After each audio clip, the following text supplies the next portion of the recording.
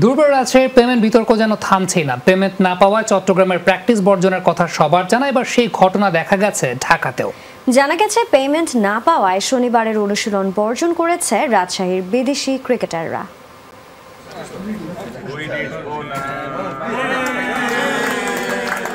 চট্টগ্রাম পর্বের শেষ ম্যাচে রংপুর রাইডার্সকে হারিয়ে এক প্রকার চমকে দেয় দুর্বার রাজশাহী। তবে সবচেয়ে বড় চমকটা ছিল দলের কর্ণধার শফিক রহমানের পক্ষ থেকে।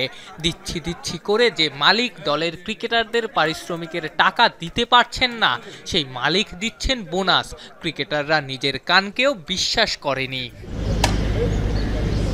বিশ্বাস করবেই বা কি করে? কয়েক দফা ঘুরিয়ে 25 ভাগ টাকা দিয়েছে রাজশাহী। এরপর 3 দফা তারিখ দিলেও এখনও ঘোষণা দেয়া দ্বিতীয় 25 ভাগের টাকা দেয়নি দুর্বার রাজশাহী, যেখানে বেশ ঘটা করেই শফিক রহমান জানিয়েছিলেন 24 তারিখেই মিলবে ক্রিকেটারদের দ্বিতীয় 25 ভাগের টাকা। কিন্তু কিসের কি, 24 পেরিয়ে 25ও প্রায় শেষ, এখনও ক্রিকেটারদের পকেটে ঢোকেনি পারিশ্রমিকের দ্বিতীয় 25 ভাগের অর্থ। শুধু তাই না, মৃত্যুঞ্জয় চৌধুরী, সোহাগ গাজীরা একটা টাকাও পাননি। এমনকি বিদেশি অনেক ক্রিকেটারেরও পারিশ্রমিক জোটেনি। বাধ্য হয়ে লাহিরু সামারকুন্ত বিসিবির কাছে অভিযোগই করেছেন। দুর্বার রাজশাহী আর পেমেন্ট বিতর্ক এখানেই থেমে থাকেনি।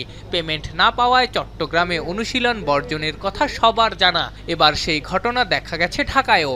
জানা গেছে পেমেন্ট না পাওয়ায় শনিবারের অনুশীলন বর্জন করেছেন রাজশাহীর বিদেশি ক্রিকেটাররা।